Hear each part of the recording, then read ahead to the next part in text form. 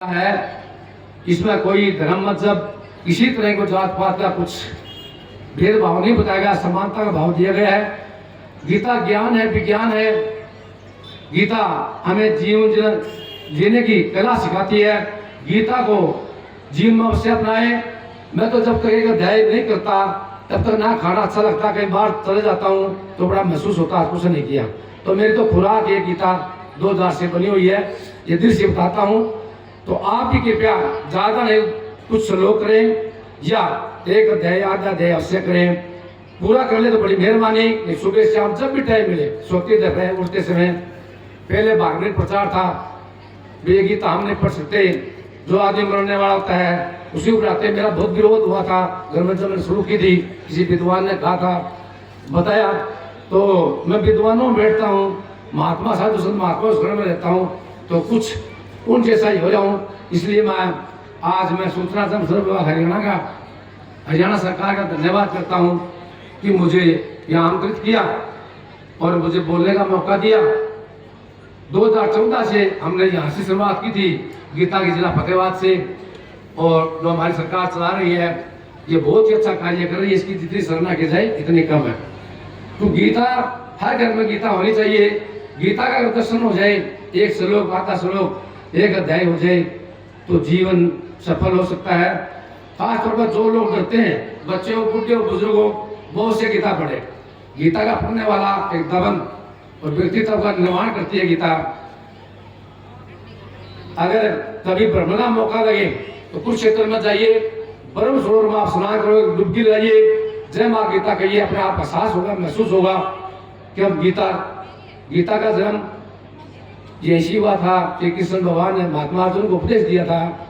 इससे पहले बताना चाहता हूं, गीता आज से नहीं है, सदियों से और रहेगी। इससे पहले चौथा अध्याय में श्री कृष्ण भगवान जी अर्जुन को उपदेश देते हैं कि गीता क्या है, गीता को अपनाने से क्या होता है। गीता को जो मनुष्य अपनाता है उसके लिए मैं स्वयं खड़ा होता हूँ, उसके दुख दर्द मिटाता हूँ, तो सभी समस्याओं का निदान करता हूँ। अर्जुन जी का शक हुआ, उनको यह बात अच्छी नहीं। श्री कृष्ण भगवान कहने लगे आपका जन्म कब हुआ है, सूर्य का तो बहुत पहले हुआ था। तब श्री कृष्ण भगवान ने कहा कि आपके और मेरे बहुत जन्म हो चुके हैं, मुझे याद है, आप भूल गए हो।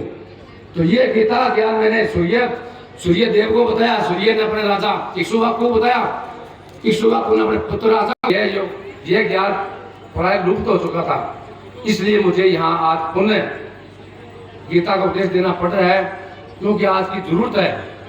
कलाकारों ने बताया, एक कलाकार को एक बात समझ में नहीं आई, दुनिया के कल्याण के लिए कुरुक्षेत्र की जो धरती माता है वो प्यासे थी खून के लिए, कृष्ण भगवान ने इसीलिए चुनी थी। वहाँ युद्ध हुआ, युद्ध के अंदर हम कहते हैं विनाश नहीं हुआ, उन लोगों का कल्याण हुआ। साधु संत महात्माओं की रक्षा हुई, धर्म का कार्य करने वालों का साथ मिला, राक्षसों का खात्मा हुआ। ये समय समय पर होता है, प्रलय कभी महाप्रलय आती है। तो जो गीता पढ़ने वाला है, परमात्मा को जो मानने वाला है सच्चे दिल से, उसके प्रलय या कुछ भी कोई नुकसान नहीं कर सकती। ये मेरा दावा मैंने जीवन में अपनाया है। बहुत से मुझे पहाड़ जैसे बड़े बड़े पत्थर पड़े, लेकिन उस गीता की कृपा से आज आपके सामने मैं जीवित हूँ, इसमें कोई दुराय नहीं। जो मेरे साथ में पूरे जीवन में जो गीता संग्रह से जीवन है, कर्म ही जीवन है। जीव गीता पढ़ो, चाहे अष्टवर्ग गीता पढ़ो। अष्टवर्ग गीता तो ये कहते हैं कि कर्म तुम नहीं कर रहे, कर्म करवाने वाला कोई और है। तुम जो करते हो वह परम पिता परमात्मा करवाता है।